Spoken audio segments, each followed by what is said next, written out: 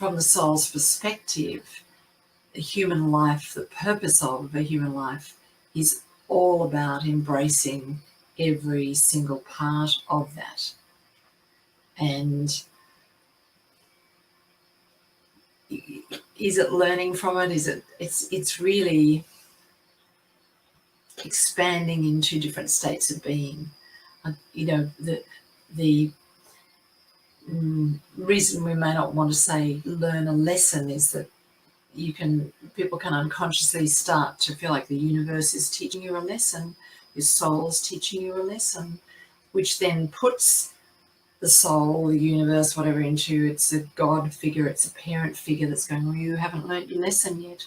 You hear people say things like that, oh, I mustn't have learnt my lessons yet, or I must be a slow learner, or I know this is teaching me something, and it feels like a punitive parent or a punitive school teacher.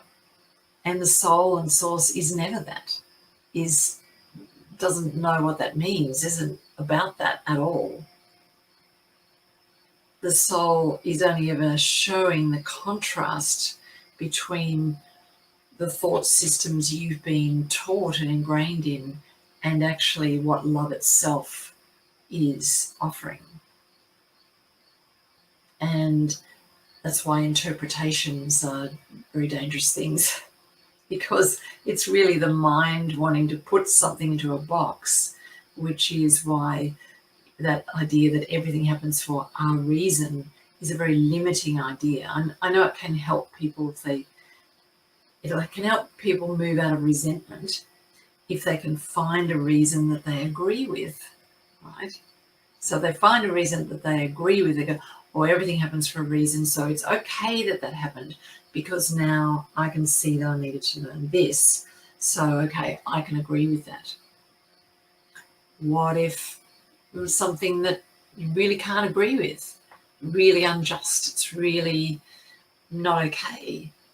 And there are many great saints and ascended masters who will tell the story of the key to their enlightenment being the events that were not okay with them, that didn't have a reason that made sense, that weren't able to be explained away in a good way. And because that was so confronting, they had to move through into greater and greater states of love. So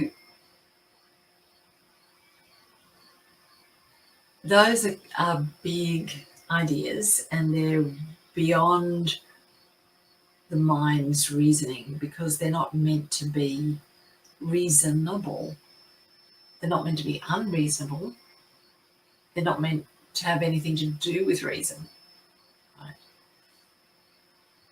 Because if you feel into source and love, it has a logic, definitely, but does it have a reason for existing?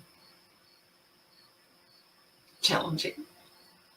So let's come back to our knowledge that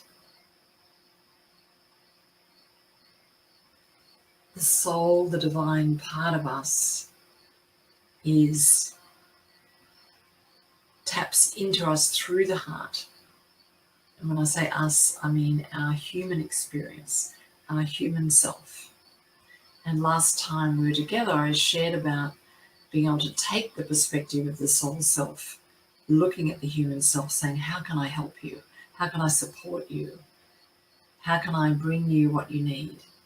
How can I ease the path? Which the soul is interested in doing all of that, because all of that is love. It's not how can I teach you a lesson? How can I show you how to get it right? How can I change you into a better version of yourself? Can you feel the difference? It's not that.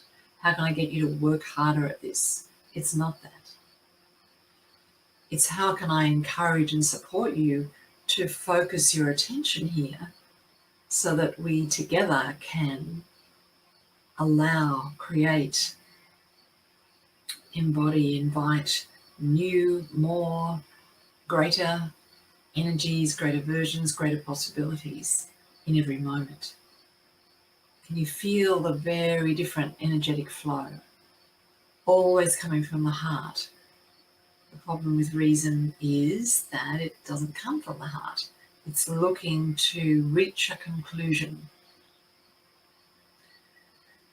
And the heart maybe doesn't even have conclusions, because everything is an open quantum field where there are no conclusions. There simply is love.